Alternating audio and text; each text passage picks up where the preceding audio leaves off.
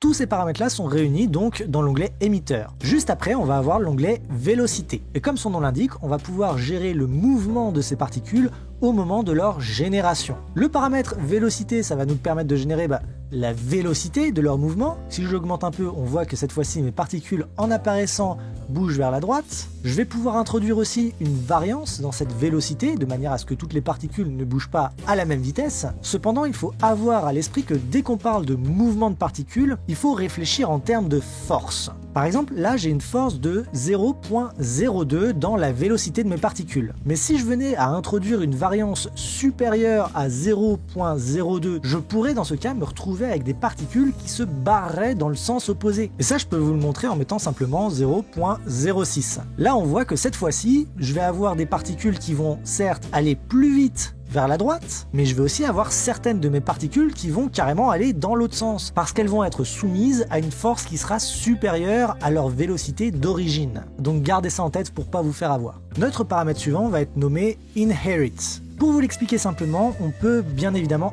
animer la région dans laquelle vont être générées les particules. Ce cercle-là, par exemple, je peux le faire bouger de gauche à droite tout au long de mon clip. Je vais pouvoir faire ça dans l'onglet Région, alors très vite, parce que c'est pas le sujet. De cette manière, on voit que le cercle qui génère les particules, lui, bouge. Mais les particules qui, elles, sont générées, ne bougent pas. Et je vais pouvoir changer ça donc avec le paramètre Inherit. Je peux l'augmenter à une valeur plus ou moins élevée pour que la vélocité de mes particules hérite littéralement de la vélocité de mon générateur, qui lui donc est en mouvement. Ainsi, on voit que plus je veux augmenter ce paramètre-là, plus la vitesse de mes particules va se rapprocher de la vitesse de mon générateur. Et si je mets ce paramètre à la valeur de 1, alors dans ce cas, toutes mes particules se déplacent à la même vitesse que mon générateur. Encore une fois, je vais pouvoir introduire une certaine variance dans ce mouvement, mais bon, je vais pas revenir à chaque fois sur le paramètre variance, il y en a un pour chaque option et à chaque fois c'est le même principe. Enfin, juste en dessous, on va pouvoir régler des paramètres d'angle. Et là, il n'y a rien de compliqué, on va pouvoir régler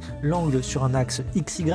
Si je mets une valeur de 45 degrés, mes particules vont se mouvoir vers le haut selon cet angle de 45 degrés. Chose qui peut être intéressante cependant, c'est qu'on dispose aussi de la possibilité de régler l'angle sur l'axe Z. Faut pas oublier que même si là, nos particules s'affichent sur une image en 2D, c'est le nœud P-render qui décide de ça. Le nœud P-émetteur, lui, il s'en fout, il sait pas, il génère des particules dans un environnement 3D. Fait que même dans notre cas à nous où on affiche nos particules dans un environnement 2D, on va quand même avoir la main sur l'angle de l'axe Z et on va pouvoir tourner ces particules dans ce sens. Pour tout ce qui concerne les paramètres suivants, rotation et spin, je vais pas pouvoir vous le montrer comme ça parce que ce qui est généré pour le moment, ce sont de simples points. Évidemment, je vais pouvoir générer autre chose que des points, mais tout ça va se trouver dans l'onglet style. Et donc ça, ce sera pour la prochaine vidéo. Voilà, j'espère que vous aurez compris un maximum de choses, j'espère que ça vous aura plu. Moi, je vous dis bonne journée, bonne soirée, en attendant la prochaine, ciao!